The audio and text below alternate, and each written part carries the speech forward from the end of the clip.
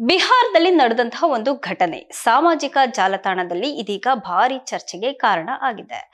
ಏನಪ್ಪಾ ಅಂದ್ರೆ, ರಸ್ತೆ ಬದಿಯ ಗೋಡೆ ಮೇಲೆ ಸುಭಾಷ್ ಚಂದ್ರ ಬೋಸ್ ಅವರ ಚಿತ್ರದ ಮೇಲೆ ವ್ಯಕ್ತಿಯೊಬ್ಬ ಮೂತ್ರ ವಿಸರ್ಜನೆಯನ್ನ ಮಾಡ್ತಿರುವಂತಹ ದೃಶ್ಯ ಇದೀಗ ಸೋಷಿಯಲ್ ಮೀಡಿಯಾದಲ್ಲಿ ಸಿಕ್ಕಾಪಟ್ಟೆ ವೈರಲ್ ಆಗ್ತಾ ಇದೆ. ಇನ್ನು ಆ ವಿಡಿಯೋದಲ್ಲಿ ಕಾಣಿಸುವಂತಹ ವ್ಯಕ್ತಿ ರಸ್ತೆ ಬದಿ ನಿಂತ್ಕೊಂಡು ಮೂತ್ರ ವಿಸರ್ಜನೆಯನ್ನ ಮಾಡೋದನ್ನ ಕಾಣಬಹುದು.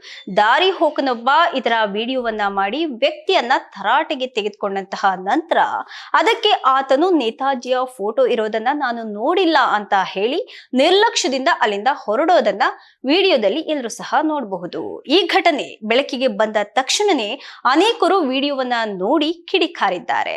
ದೇಶದ ಸ್ವಾತಂತ್ರ್ಯ ಹೋರಾಟಗಾರರೊಬ್ಬರ ಚಿತ್ರವಿದ್ರೂ ಸಹ ಇಂತಹ ವರ್ತನೆ ಮಾಡಿರೋದು ಎಷ್ಟು ಸರಿ ಹೇಳಿ? ಈತನಿಗೆ ಶಿಕ್ಷೆ ಆಗ್ಲೇಬೇಕು ಅಂತ ಹಲವಾರು ಜನ ಅಭಿಪ್ರಾಯ ಪಟ್ಟಿದ್ದಾರೆ.